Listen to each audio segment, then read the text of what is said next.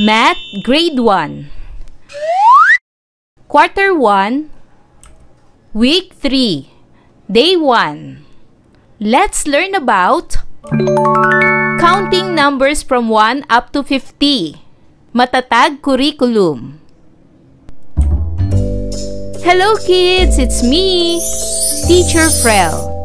Don't forget to subscribe, like, and share, and hit the notification bell for the latest video.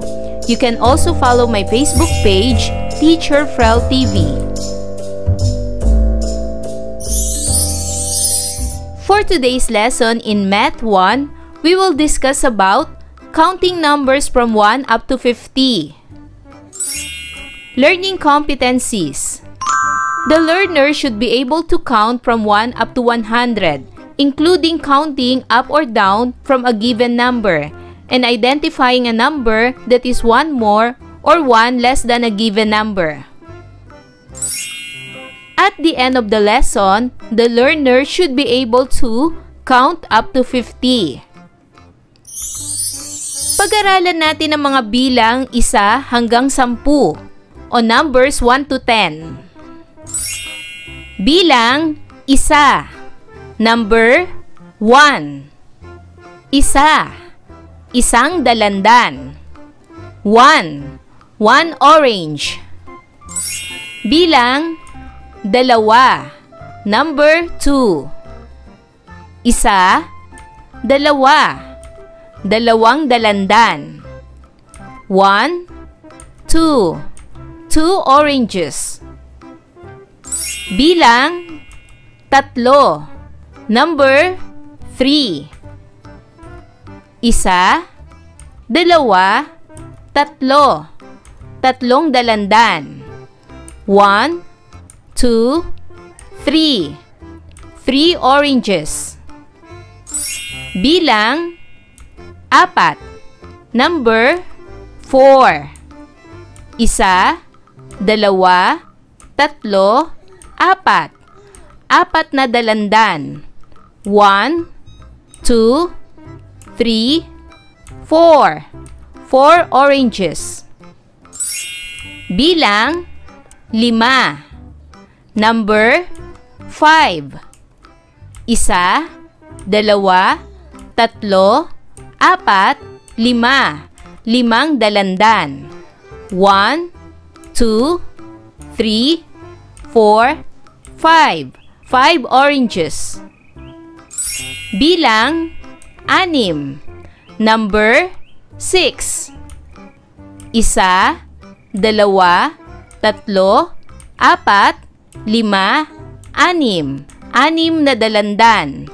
1 2 3 4 5 6 oranges. Bilang 7. Number 7. 1 2 3 4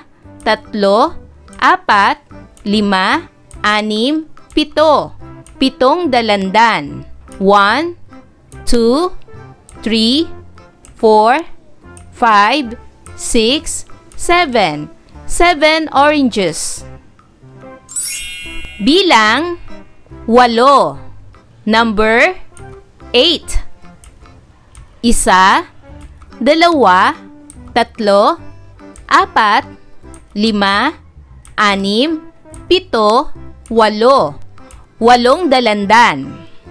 1 2 3 4 5 6 7 8 oranges.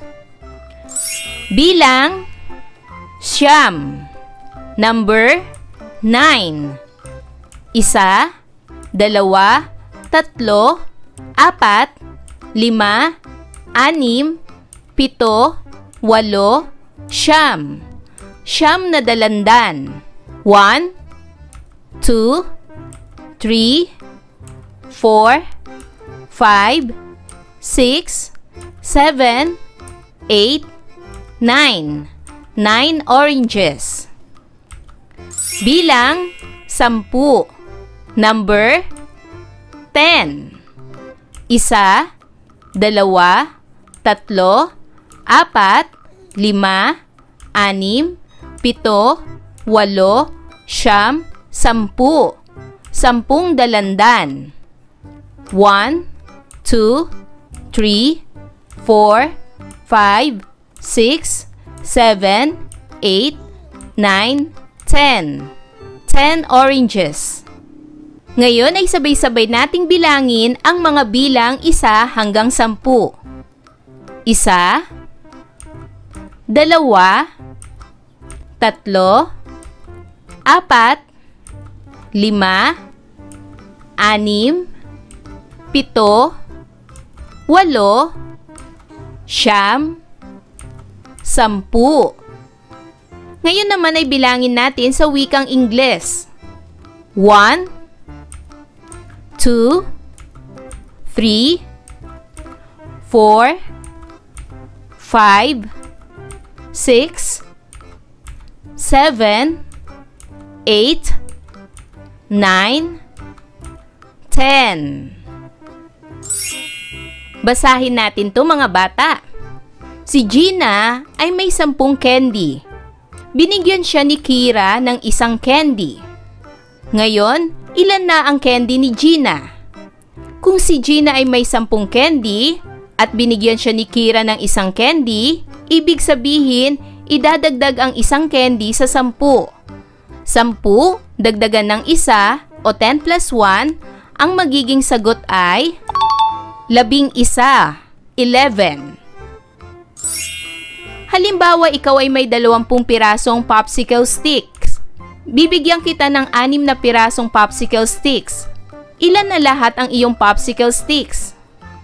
Kung ikaw ay may 20 pirasong popsicle sticks, dadagdagan mo ito ng 6. 20 plus 6 o 20 dagdagan ng 6, ang sagot ay 26, 26. Ano ba ang ibig sabihin ng 11 o 11? Ang 11 ay binubuo ng 1 sampuan o tens at 1 isahan o ones. Kapag pinagsama, 10 plus 1, ang magiging sagot ay 11, 11. Ano naman ang ibig sabihin ng 26 o 26? Ang 26 ay binubuo ng 2 sampuan o tens. Ibig sabihin, kaya ito naging 20 dahil may 2 sampuan at 6 na isahan o ones. Mayroong 6 na isahan. Kapag pinagsama, ang 2 sampuan, which is 20 plus 6 equals 26, 26. Magbilang naman tayo gamit ang longs at units. Ito rin ay tungkol sa place value o halaga ng bawat numero batay sa pwesto nito. Halimbawa, ito ay mga cubes, pero tatawagin natin itong units. Ang bilang ng cubes na ito ay 10, kaya tatawagin natin itong 10 units. Ang 10 units ay katumbas ng isang long, 1 long. So, ibig sabihin, ang 10 units ay equivalent ng 1 long. Halimbawa, ilan ang bilang ng cubes? Mayroong 20 units. Ilang kayang long ang katumbas ng 20 units? Ang katumbas ng 20 units ay 1, 2. 2 longs, 2 longs. Ito naman ay 30 units. Ilan kayang katumbas na long ng 30 units? Ang katumbas nito ay 1, 2, 3. 3 longs, 3 longs. Ito naman ay 40 units. Ilan kayang katumbas ng 40 units? Tandaan na ang isang long ay katumbas ng 10 units. Ang 40 units ay katumbas ng 1, 2, 3, 4. 4 longs, 4 na longs. Ngayon ay alamin ang bilang ng mga cubes gamit ang longs at units. Bilangin muna ang longs. Ilang longs mayroon? Bilangin natin. 1, 2, 3, 4, 5. Mayroong 5 longs o 5 longs. Bilangin naman natin ang units. 1, 2, 3, 4, 5,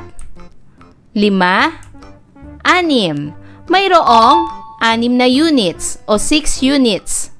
Kaya ang magiging sagot ay 56 o 56. 5 longs at 6 na units, 56. Ilan ang bilang ng longs? Bilangin natin. 1, 2, 3. Mayroong 3 longs. Ilan ang units? 1, 2, 3. Mayroong 3 units. Kaya ang sagot ay 33. 3 longs and 3 units, 33. Ilan ang longs? 1, 2. Mayroong 2 longs. Ilan ang units? 1. 1 unit. Kaya, ang magiging sagot ay 21. 2 longs and 1 unit, 21. Ngayon ay bilangin naman natin ang mga bilang 11 hanggang 50. Sabayan niyo ako mga bata.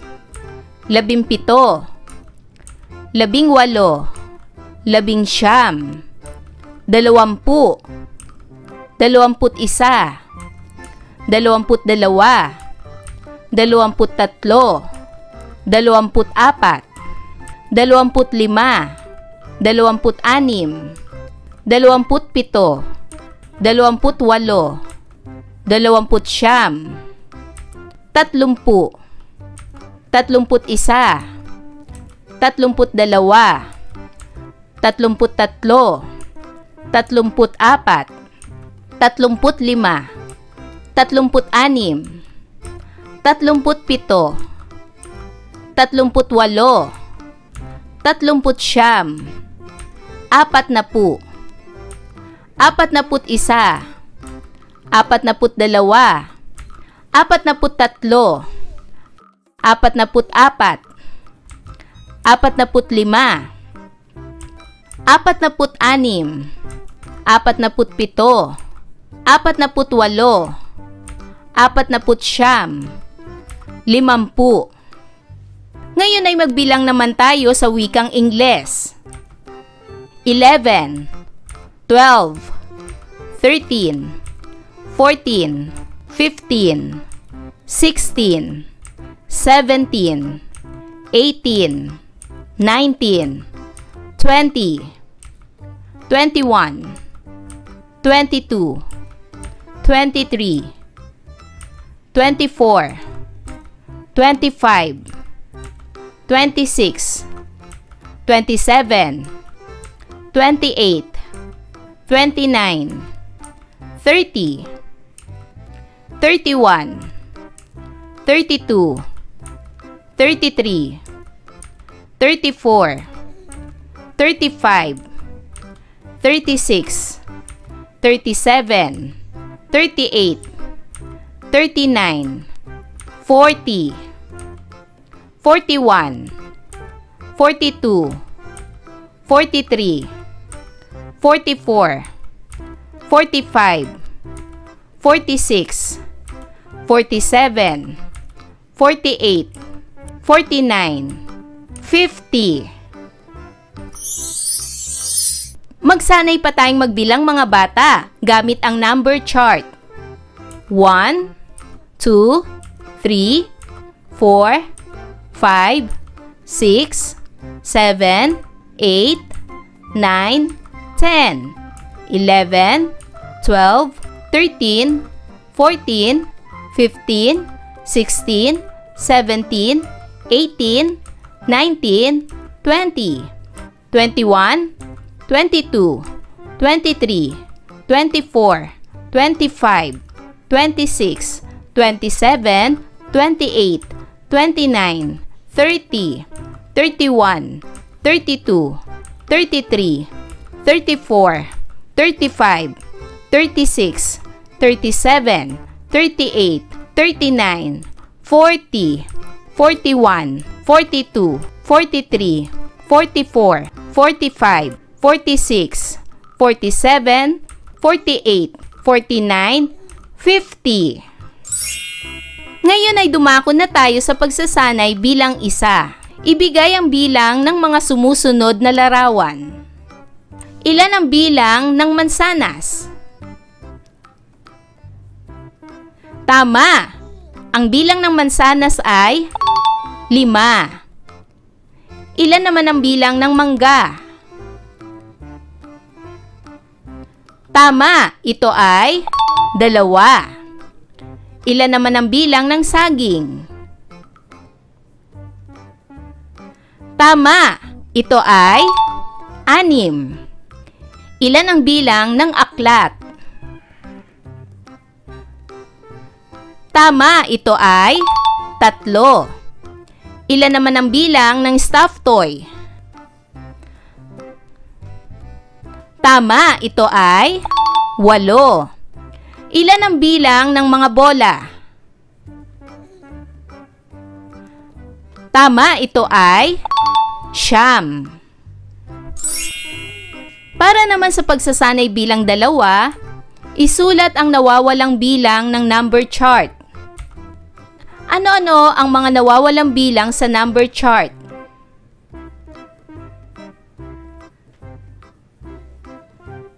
Magaling! Ang mga nawawalang bilang ay 2, 4, 5, 6, 8, 11, 12, 14, 15, 17, 18, 23, 24, 27, 28, 29, 32, 34, 36, 37, 39, 42, 43, 46, 48, at 50. At para sa panghuling pagsasanay bilang 3, bilangin ang mga bagay at bilugan ang tamang numero. Ilan ang bilang ng mga lollipop? Ito ba ay 12, 19, o 29? Magaling! Ang bilang ng lollipop ay 19. Ilan ang bilang ng mga kotse? 38, 18, 28. Magaling! Ang bilang ng kotse ay 38. Ilan naman ang bilang ng mansanas? Ito ba ay 24, 34, 44? Magaling! Ang bilang ng mansanas ay 44. Ilan naman ang bilang ng bituin? Ito ba ay 23, 32, 12? Magaling! Ang bilang ng bituin ay 32.